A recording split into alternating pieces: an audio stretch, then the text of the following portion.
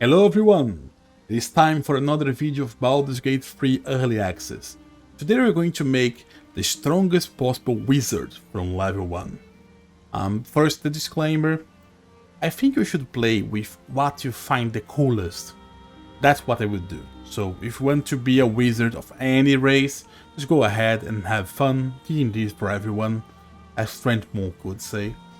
But if you want to start the game with the strongest possible wizard, I can help you.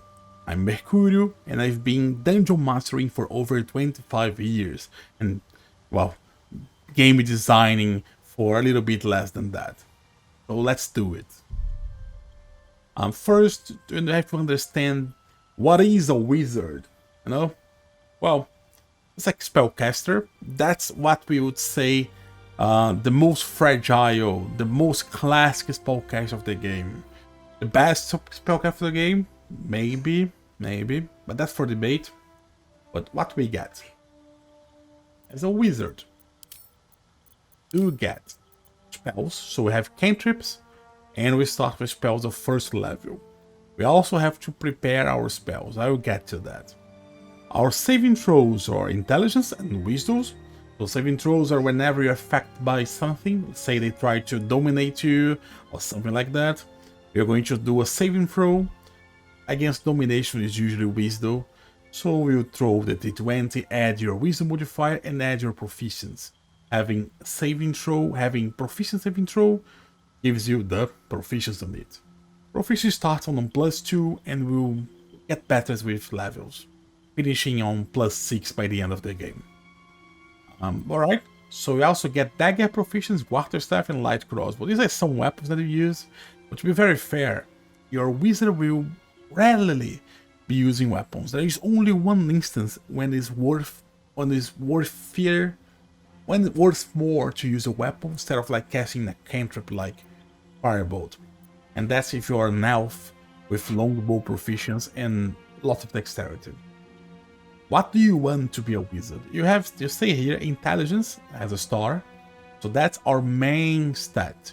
Because with intelligence, we add our intelligence modifier whenever we attack with spells as a wizard, and to our saving throws. So whenever you're casting a spell on someone and they need to make a saving throw against our spells, our intelligence modifier is added to the difficulty that they have to pass.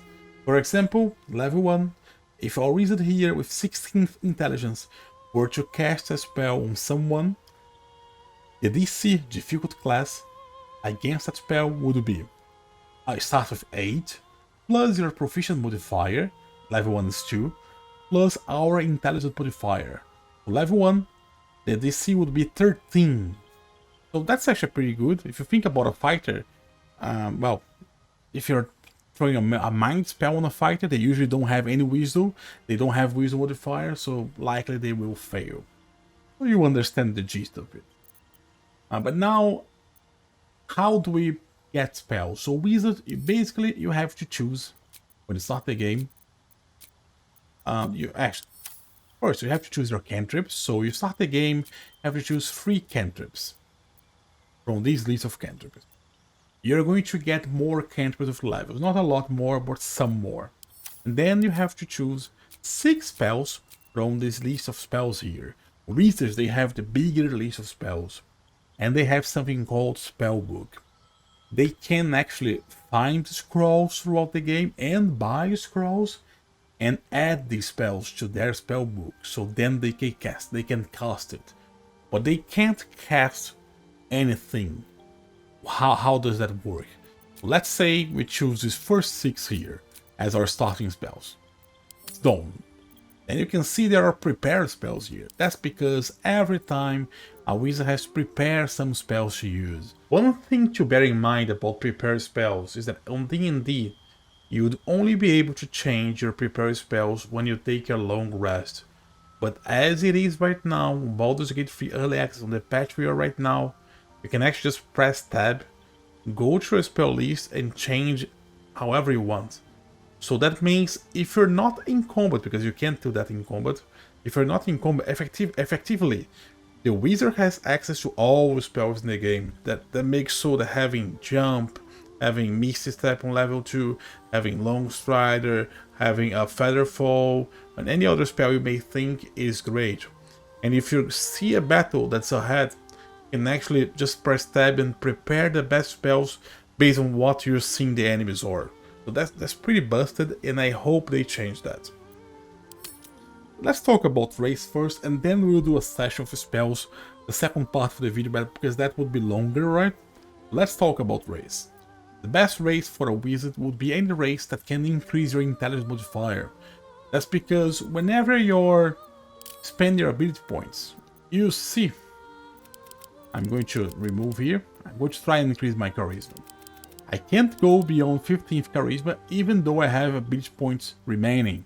That's because you can't go beyond 15th on any score.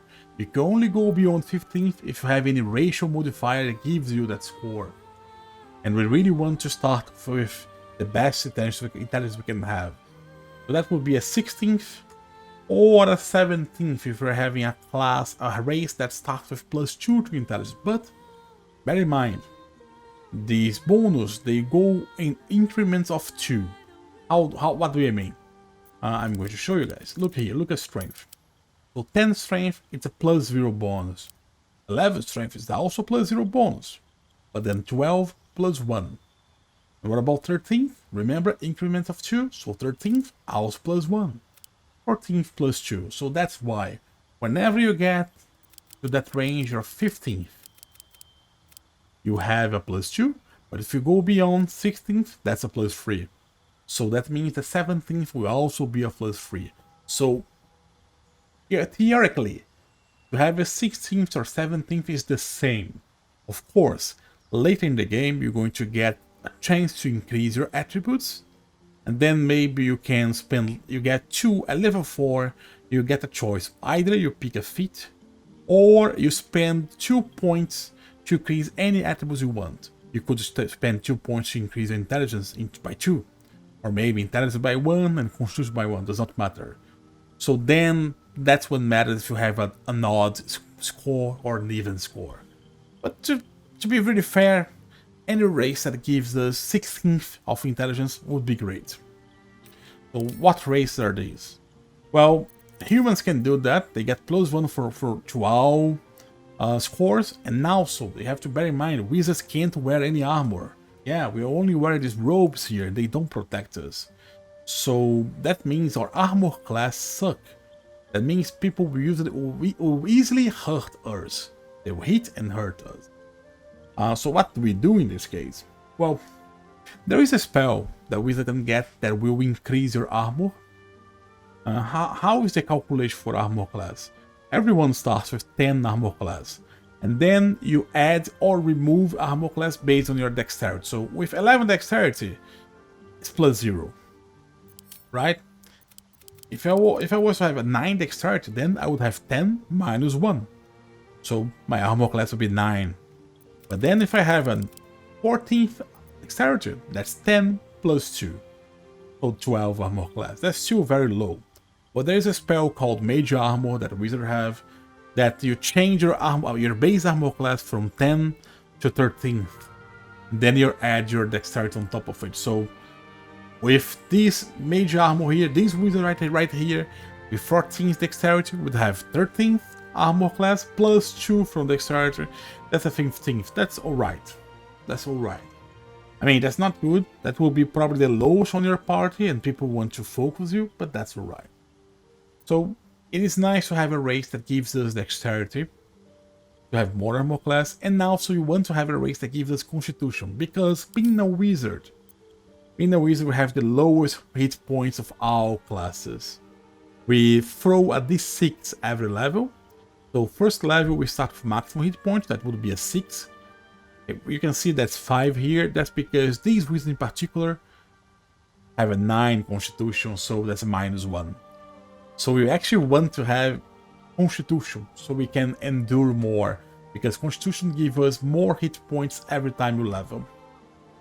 So let's see what haste can help us. Human, as we said, pretty good, because we have intelligence, constitution, and dexterity, everything a wizard wants, so that's great. Halflings are no good, no intelligence. If there are no intelligence, we're going to ignore it. Same goes for Dwarf, no interest, so we ignore it. Same goes for Drows, we ignore it. Now, there's one thing here. There is a Dwarf that could be nice. Because this Dwarf here... Yeah, this one here. The Shield Dwarf, you have proficiency in medium armor. So that means your wizard will be able to wear armor from the beginning. But he does not have intelligence, so...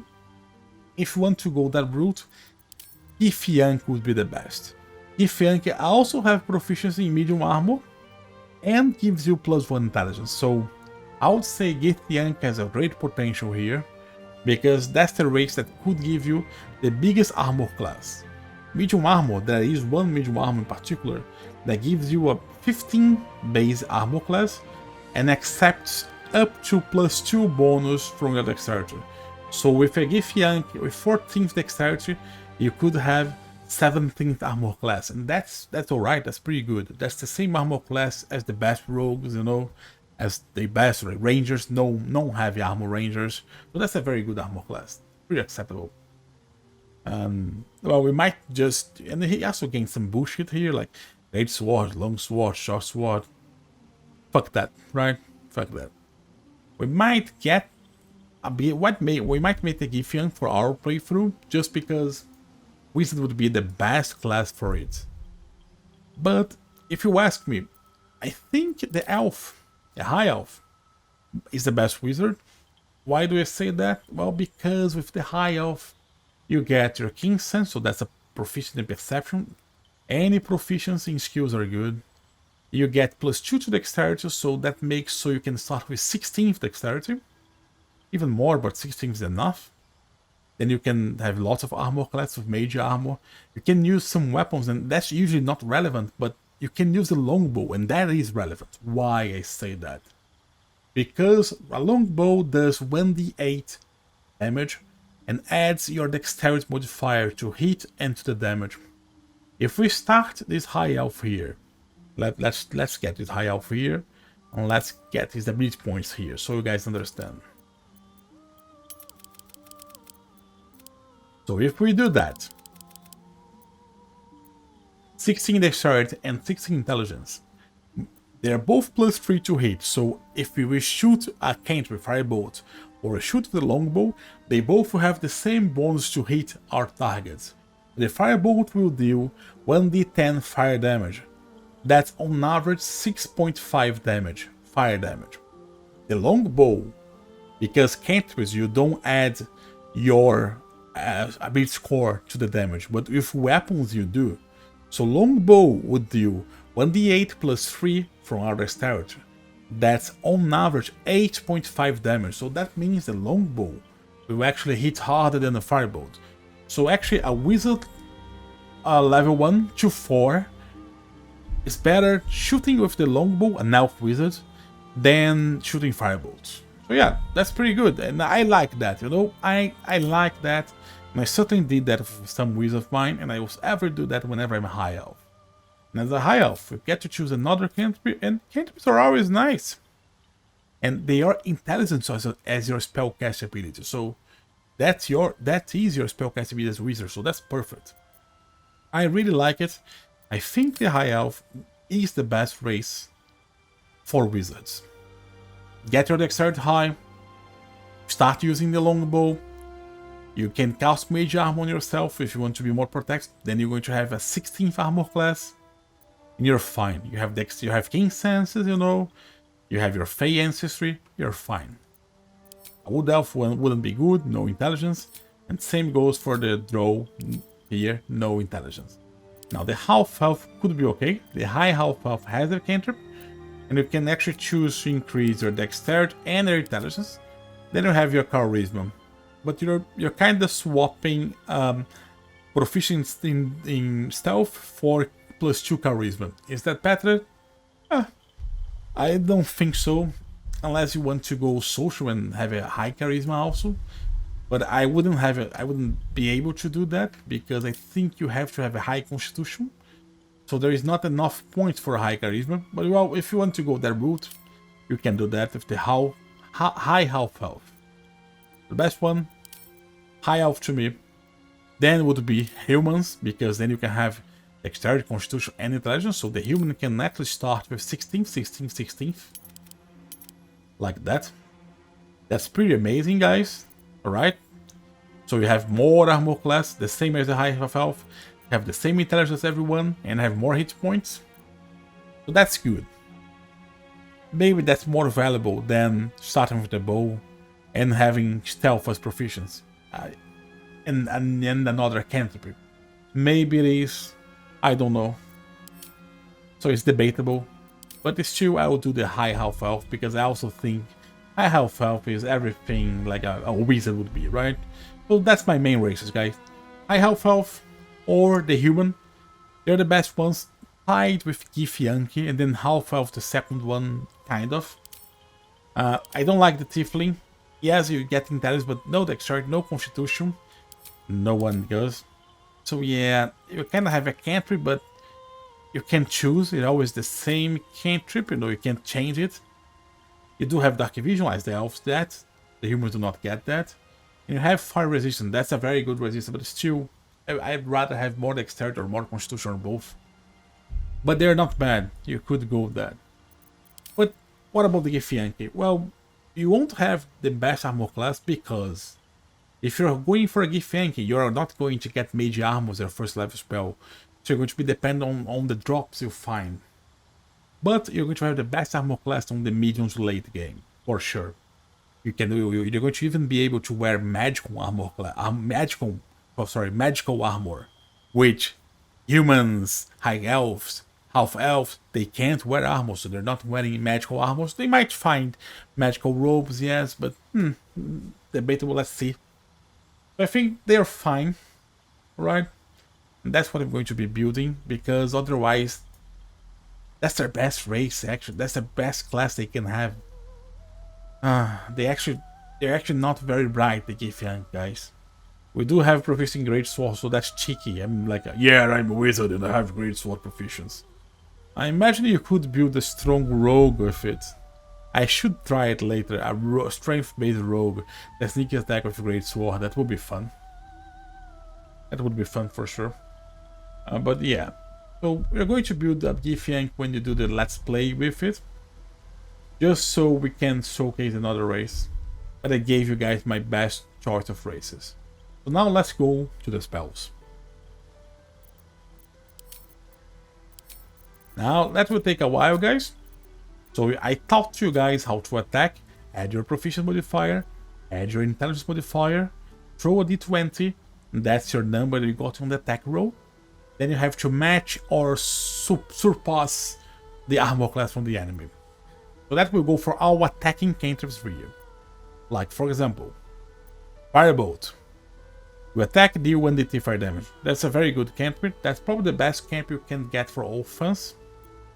The other one that is comparable would be Ray of Frost. That's 1d8 cold damage, so less damage, but you kinda slows the target. They will lose 2 movements. That's nice. Usually you can move 6 squares. With these they're moving 4 squares. So I like to have both so I can choose on occasion. Third attacking cantrip. Chill Touch. That's one you also attack with it from afar. I know it's called Chill Touch, but you actually have to use from afar. Otherwise, if you attack with something ranged from melee, you have disadvantage. Disadvantage means you throw 2 dice and pick the worst result. You 1d8 necrotic damage, which is a very nice damage, unless you're attacking undeads, because some have resistance. Some, not all. Not most, but some.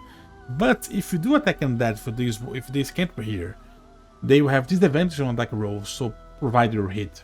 And they can't regain hit points. They can't regain hit points goes for everyone, so that's good if you know they have a cleric and you want to focus that one target, you chill touch the target, they can't be healed and you kill the target. That's also very good against big undeads. You throw on them, they have the advantage to attack rolls. That's pretty good actually on Baldur's Gate. That's better than on D&D 5th edition. 5th edition, if I'm not mistaken, is only for the next attack roll. It's for all attack rolls for the undead, so that's pretty great. Let's go in order now. Acid Splash. You hurl a bubble of acid that deals 1d6 acid damage on an area. So they have, whenever you see here, although you can see here, 1 6 damage, and then the dice, then the description, then the 18 meters is the distance, 2 meters is the area of the spell, and then this dex, that means the attackers have to make a dexterity saving throw. I just explained a little bit earlier how to make a saving throw. If they fail the saving throw, they take the damage. If they succeed, they will take nothing. Some spells will do damage, half them if they succeed, but that will be noted here. No cantrip will do that. Blade Ward, that's a very good cantrip. You cast using action. Now you have resistance to bludgeoning, piercing and slashing damage from weapon attacks. That means, as it's written, the damage of this attack, this type of attack is halved. Lasts for 2 turns, so that's pretty good to use in a pickle or to start a combat. I explained Chill Touch. Dancing Light, so you create some lights that you can move around. But that's a concentration spell. What is a concentration spell? You can only concentrate at one spell at a time. If you're concentrating on a spell and you cast a new concentration spell, immediately the first one will break and you have the second one only active. Concentration on a spell means whenever you take damage, you do a Constitution saving throw. And you need to succeed the DC. The DC will be always 10 or half the damage you've taken. Whatever is bigger. Usually that will be 10. So yeah, so whenever you concentrate on spells, you kind of want to avoid taking damage. And I don't really like this cantrip because I don't like to be concentrating on a cantrip that provides us light. If you want light, there is a big alternative here. Light spell. No concentration, lasts for 100 turns, you cast a light on someone, and one of their objects will have an out of light. That's it. Yes, dancing lights have its use because you can use and move it aside and explore stuff, but I would prefer light, guys. Let's talk about Firebolt, that's your best attacking cantrip. Friends, now that's a cantrip you use whenever you're talking to people.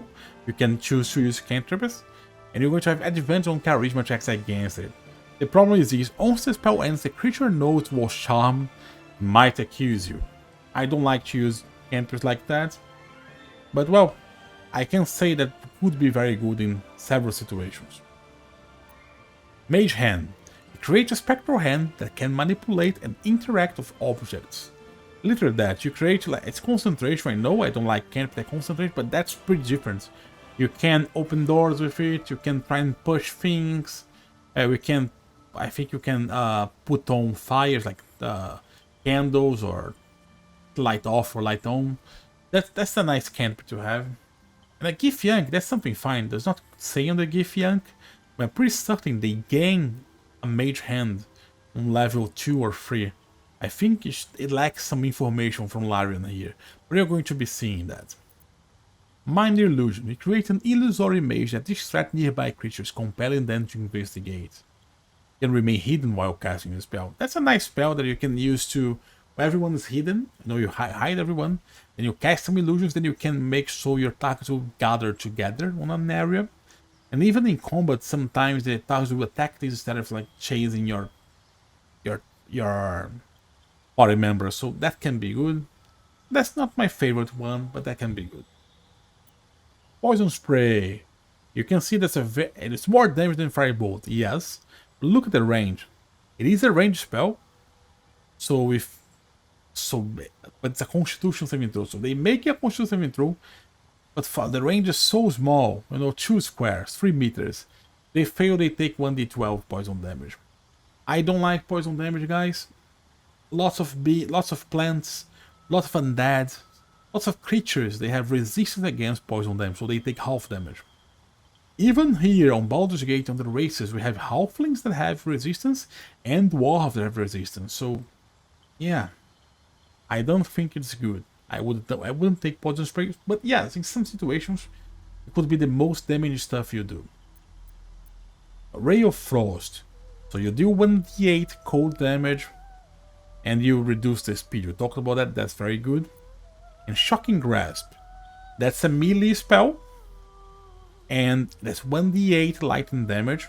You have to hit the target, so they'll try to attack them with a melee spellcasting roll.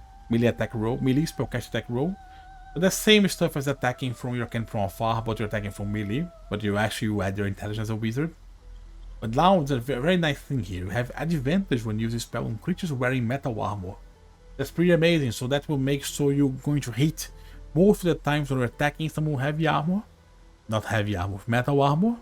And that's all heavy armors, and I think almost all medium armors, maybe even all. And there's a nice other thing here. See, if you hit it, you do the damage and you prevent the attack from taking reactions. That means you can do this on someone who is in melee with a wizard, and then you can run if you hit him. They won't be able to opportunity attack you. Whenever you're leaving the area of a melee combatant, I mean an enemy one, they can choose to spend their reaction to do a free attack on you, an opportunity attack. But if you shocking grasp them, they can't. But the Cantrips strike is alright. I would recommend. How it works is you target someone within range of True Strike, and then you have advantage to attack rolls against it until your next turn. Basically, you're a wizard, right? So you're basically going to have one spell with advantage, because on your next turn your concentration will end. If you're a fighter, I guess you can do more attacks, you know. If you're like level 5, I mean, if you're level 5 fighter, Eldritch Knight, and you cast True Strike, then next round you can probably attack, as level 5 fighter you attack twice, so you can do your 2 attacks and have advantage on both. I think that's how it's written here. But still, we don't have like level 5 fighters to confirm. I could try and research these, giving Great Weapon Master and getting an extra attack, but I didn't. But I think that's how it's working right now. It's the same for 2-turn stuff, because last 2 turns, that's the same here. But 1 turn will end as soon as you end your turn. So you actually last only 1 turn, you know, that's how it works. Now let's go for the spells. Now there's something very interesting in Baldur's Gate that's not true to D&D. These are the available wizard spells on level 1, for sure. But right now on Baldur's Gate, you can actually learn clerical spells, druid spells, ranger spells, whatever spells, if you find a scroll. You can add to your spell book as a wizard. That's kind of broken, that's kind of bunkers, but it is how it is right now. So although that's all the spells available to wizards, if you find scrolls from other classes, you can actually add to your spell book and use it. Amazing, right? Yeah. Well, let's go through the spells. Burning Hands. That's a very nice spell. You shoot. Basically, that's a 5-meter spell. That's a cone of fire. Let's say a small cone of fire. You do 3d6 fire damage. The targets have to make a dexterity saving throw. If they fail, they take all this damage. They succeed, they should take half damage. That's a very good attacking spell for level 1. Charm Person. It is the same stuff, basically. You can use it in combat if you want, alright? But in combat they have advantage on things those against being charmed. And you charm a human. What does the charm do here? They can't attack you anymore. And you can use these on dialogues, I guess, so you can have advantage on social interaction for them. But it's the same thing as friends. If you want to use these on dialogues, just use friends. Because whenever it ends, then they will suspect you. Chromatic Orb. You deal damage, either 3d8 thunder damage, or 2d8 of either acid, cold, fire, lightning, or poison, and you create a surface. So you could create a pool of fire, a pool of acid, like sheet of ice, and so on. Thunder does not create anything, but does more damage. That's the strongest single target attacking spell of first level, if you do the standard damage. I can see this being used. It's not a spell that I would have on my wizard, but that is a nice spell. That's an okay spell, and it's pretty nice to adapt to the situation. Maybe you have a creature with vulnerability to some elements, you know. So that's a nice spell to have. I like to learn it and put on my spell book. I wouldn't start with it, but I want to learn it. Color Spray. You create a dazzling array of flashing color lights that blind creates up to a combined 33 hit points. So no saving throw, no attack here. It's pretty close range, 5 meters. And they will be blinded for 1 turn. Well, 33 hit points combined. What does that mean? That means if you hit 5 targets, but they all have 10 hit points, only 3 of them will be blinded, because 10 plus 10 plus 10 is 30. Or you can hit one big target with 30 hit points. Or 2 targets, one with 23, one with 8, and so on. So that's how it is. I don't like it. If you're going to use this, use sleep. Let's go to sleep. It is less hit points, only 24, but they actually go to sleep for 2 turns. They can be awakened, they take damage, or if someone shoves them, but choose better than this one. So yeah, I would go for sleep instead of chromatic of color spray. Also, color spray is very close range, and sleep you can do from afar. This guy's self is one of the spells that's alright on D&D, but it's amazing in Baldur's Gate. You can disguise with other races, and then you can unlock unique dialogues. And yeah, that's pretty good. There's a lot of use here in Baldur's Gate. I always try to have it if I can. Expedition Retreat, that's an amazing spell, but it is concentration. But that's an amazing spell nonetheless. So last until long rest, that's amazing. Use it and you can dash as a bonus action. So whenever you dash, usually you spend the whole action dashing, so you can move again.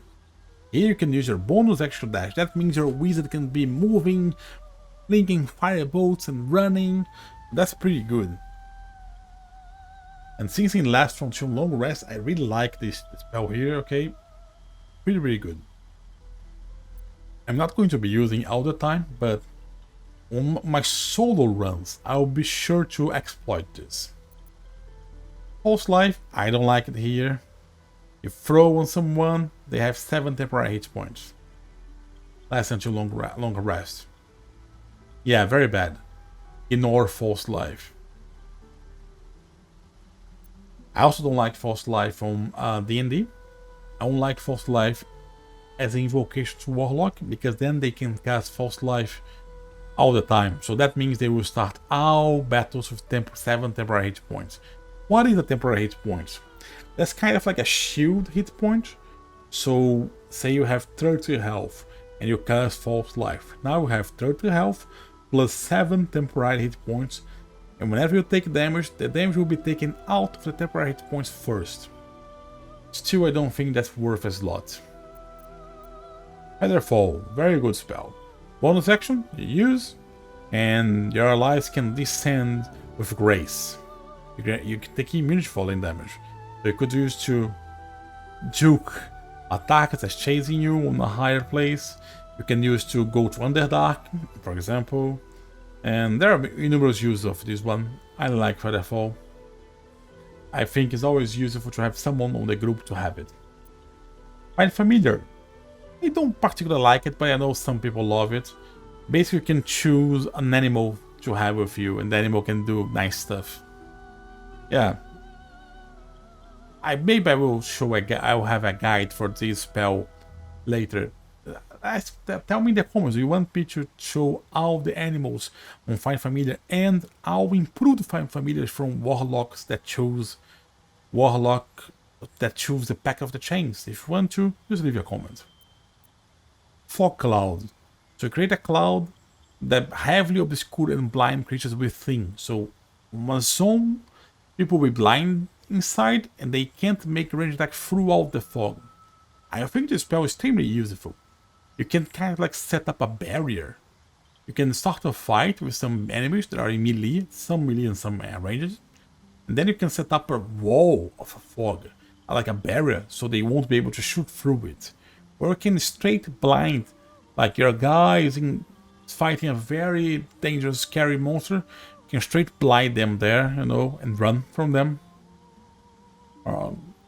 Blind them there and try and maintain there with other stuff. So I like Fog Cloud. I think there's lots of use for it. It's the kind of thing that you have to experiment with. Grease. You cover the ground in grease. Becomes difficult terrain. Difficult terrain means they spend double movement to cross. And creatures within can fall prone. I don't like the description here. Do you have a bigger description? Inspection maybe? No, we don't. So Oh yeah, we expect I could actually do that. Alright. So I don't like the description here. What that means is, whenever you try to move on a graze area, you make a dexterity saving throw. If you fail, you fall prone. Falling prone sucks on D&D, is not as bad. To recover, to stand up from prone, you spend half your movement speed on D&D. But on Baldur's Gate, you spend your whole action doing that. It is horrible, guys. Horrible to fall prone. So that can be one of the most overpowered spells in the game, if used right. Tasha's Hideous Slaughter. You inflict the creature with feats of laughter, leaving it prone and incapacitated. An incapacitated creature can take actions or reactions. At the end of its turn, or when it takes damage, the creature can try to shake off the effect. That means they make a saving throw. Prerequisite: the creature needs to have an intelligence of 5 or more. Alright? Does not work with most beasts. Actually, non-beasts, unless a very intelligent one. But that's a very good spell. It lasts 10 turns, or until it takes damage, and then they can try and do another saving throw. Sorry, not intelligent saving throw, visual saving throw. I like Tasha Hideous Slaughter. Usually, if I'm using it on someone, I will use and not touch the creature, just leave it there. Kill everyone else, and then you start killing the creature because you don't want to shake. You don't want it to shake off because of damage. But it is a very good spell. Jump. That's an amazing spell here. Not so. That's kind of. That's almost useless on D&D 5th edition. Has some fringe users here and there, but here's amazing. You can jump really farther, and jumping here only takes your bonus action. So I would say with jump and jump spell here, you can kite really well. You can kite for ages. You might be able to kite better than with like long strider. No, not long strider. Then with speed to retreat, but at least jump is not concentration. Although it lasts 10 turns. Long strider now. Now that is a spell I really like also, and I will, on my solo games I will be using it in conjunto with Expedition Retreat. Basically, it gives you 3 meters more of speed. Usually everyone moves 9 meters, except for if you have a race that's faster like Wood Elf, or slower like Dwarfs or Halflings. But that gives you 3 meters more, so that's 30% more movement for a normal base speed race.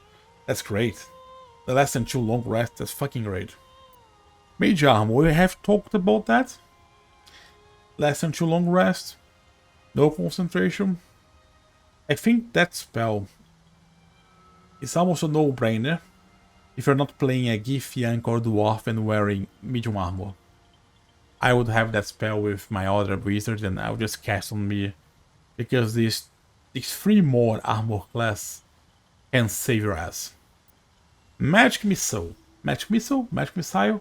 Magic Missile. Magic Missile. I think it's Magic Missile. So basically you throw 3 darts. Each dart deals 1d4 plus 1 force damage to its target. You can choose to target the same target with 3 darts or 2 targets, or you can split however you want. That's a nice spell, because no saving throw, no attack roll, you go from very far, you can choose how to split it, and deals force damage. That's the best damage you can deal, maybe aside from Psychic, but it's debatable. Maybe it's better than Psychic. That's not a spell that I like to speak on first levels, but it's very good always to have it later, whenever I have to finish like some damn creature that I wouldn't be able to guarantee. So you have to finish someone that will inflict lots of harm to you, you know? Very good spell. Not one that I will take on level 1, but very good nonetheless. Protection from Evil and Good. Protect an ally against aberrations, celestials, elementals, fays, fiends, and undead. The target can't be charmed, can't be frightened or possessed by them. And when this creature attack it, they have disadvantage, so they throw 2 dice and choose the worst one. That's a very good spell. If you're fighting any of these stuff listed here, and you throw in your tank and send them to tank, With this, they will be fucking immortal. That's very strong. Okay, so Ray of Sickness, it works as an attack roll. So you attack the creature, and we need to hit it. If you hit it, it takes 2d8 poison damage, and then it makes a Constitution saving throw to not be poisoned by 2 turns. I mean, if it was automatic damage, it would be much better. Maybe too strong? Probably too strong. This would be better than Magic Missile. It's still... I don't like it. I don't know, I don't particularly like it. But it's not bad, let's say that, it's not bad. I talk about sleep. I like it. That's one of the spells I always will choose a level 1. Thunder Wave. I find this an amazing spell. And Baldur's Gate, even stronger. Baldur's Gate have lots of like verticality. Lots of higher grounds, of mountains and rocks that you can throw people off. And apart from being amazing to throw them off, you feel so good like when you throw someone off a cliff. They take lots of damage, and if you're the melee fighters, now they're useless. So you release a wave of Thunderous Force. It deals 2d8 thunder damage and pushes away creatures and objects. If they succeed the save, they take half the damage and aren't pushed. There is a calm. So if you do like 3 people and do that, you're going to push at least someone. Probably 2 guys, and if you push everyone, you feel like a god. Love this spell, will always take it. I'd much rather have Thunder Wave than Burning Hands here, alright? If I'm playing D&D, I'd rather have Burning Hands than Thunder Wave. Just because here, it's more often that you throw people off cliffs. I don't know why. Now Witch Bolt. So you spend your action and you will deal 1d12 lightning damage on someone. To link you to the target through Arc Lightning. Then every turn you can use your action to activate the arc and deal 1d12 lightning damage. I mean, yes, you spend the spell slot and you do lots of damage guaranteed if the fight is big, right? That's alright, it's concentration, but let's say you have a boss fight, a very big creature. You throw this on them, and then every round you can deal 1d12 damage for free. Free I mean no attack roll, no same throw. If you're casting firebolts on them, that's 1d10 damage, and you can miss. So I can see you treat for these spells. I can see you treat for these ones. Maybe sometimes you're fighting a very tough target, and that's worth it. I wouldn't start with it, but that can be worth it. Nice, so we talk about our spells. Now, what are the spells that I would start prepare with? What are the spells that I would choose? So, Cantrips for my Gith Young Wizard.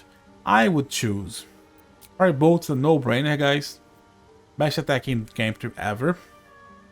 I really like Shocking Grasp. When I get in melee with you, you have some defense to do. Now, I would say the next one is kind of free. I would go with Acid Splash probably. So I have an area attack damage. One thing about cantrips is that they scale. How do they scale? On certain levels, you get another dice to the damage. So Firebolt's 1d10. Whenever you get to level 5th, now all your cantrips get 1 extra dice of damage. So Firebolt will deal 2d10 level 5th. And that's when you're high elf that use a longbow. You only use from level 1 to 4, dealing 1d8 plus 3 damage. Because level 5th, you actually is better to use Firebolts dealing 2d10 damage. But that means level 5th is like Acid Splash of 2d6 damage. You could dispose of many goblins and kobolds of that, because basically goblins and kobolds you have the same HP. I think for a goblin 7. So yeah, I think I would go for these 3. But if you want to go more versatile, we can take this off and have Blade Ward, that's pretty amazing. Or Chill Touch, debatable, the best cantrip to use against undead. Not debatable, it is the best cantrip to use against undead that don't have resistance to necrotic damage, so you could go with this. You could go Frost, Ray of Frost, so you slow them. As you can see, there are many nice cantrips. That's why I like High Elf. You get one more cantrip from Wizard at least, so that's pretty good. I wouldn't start with friends, but if you want to go that route, you can do it. I don't know. I would probably do that, or that, or that. That's the most likely scenario that I would start my wizard with. Now, for the spells. First level spells. What are the spells that would start with? The no-brainer. Sleep. Too strong earlier levels. It's going to be useful down the higher levels. Although in Baldur's Gate you can scale spells also, so sleep will be, you can cast sleep as a second level spell to target more hit points. But that's not a problem. To have a very strong spell earlier than useful later, that's alright. Sleep, Thunder Wave, that's amazing spell, push people, love it. My Gift Yank does not lead Mage Armor, but if I'm creating a high elf, or a human, or any other race, then I would have Mage Armor for sure. I like the guy's stuff from Baldur's Gate, so I would have the guy's stuff. I like Grease. Grease is very strong. I would have Grease. Now start to be a little bit like, what are my last two spells? Between Fog Cloud, Jump. Jump is nice to have. Featherfall is nice to have. Long Strider. I don't know. I really don't know here. Now I'd be between. There are several good spells here, but I think I would like to cover my bases, alright? So I would like to have all utility spells first. So now I don't have a single target attacking spell with my wizard, and I wouldn't have on the beginning spells. So probably I would get Featherfall over my bases and Jump. I like to be, so now I'm covered, you know. If I need mobility, I have it. If I need more mobility different ways, I have it. That's circumstantial, but very strong. That's very strong and circumstantial, but they can be very strong even against a number of creatures. Like we're doing on a bunch of goblins, that's great. That's fucking big. That's another roleplay spell. That's amazing. Baldur's Gate. I think I would do that. If you're like a more of like an offense guy and you want to be like, yeah, ready for combat, you can do that. Best single target damage spell, first level here. Here, Tasha's. I might start with Tasha instead of other stuff, but best control spell first level, apart from sleep, of course. And yeah, I think that's also not a good configuration like here. That's also good. It's hard. There are very good spells here, and that depends on your playstyle. Do you guys want me to make a guide on spells? Like, literally, I could go and use all spells on battles and show how they work in the game. If you want me to do it, leave a comment and subscribe. We can do it. Then, whenever you choose your spells, you have to prepare your spells. So now, I wouldn't prepare the most circumstantial ones. So yeah, I would have... I end up with like all the first ones because I canceled some of the dome. So let's say we chose these, and these, and these, and no, Jump. Now I need to prepare spells. So I wouldn't prepare the most circumstantial ones. So I wouldn't prepare, let's say, actually here I didn't pick the most circumstantial ones, like this guy itself, like Featherfall. I think that's actually a very good prepare list. You can maybe choose to swap Grease for Tasha's, and then when flips fall off, you start using Grease. Maybe you don't get Grease on other levels. Circumstantial, guys, it's very difficult to know. There's no really best or, because that depends on playstyle. So yeah, so that's it, guys. But yeah, so we also get this Arcane Recovery here. Once per day, use these and you gain some spell slot back based on your level. So yeah, pretty nice, right? Actually, based on your based on your level, yeah. Is your level rounded down in spell slots to a maximum of 5th level slots, if I'm not mistaken. Yeah, that pretty much sums it. There's a very long video, I'm sorry, but talking about spells, there's nothing I can really do.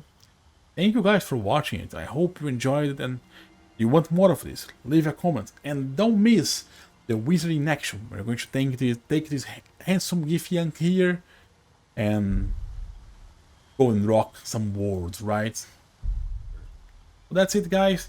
Thank you for watching and see ya.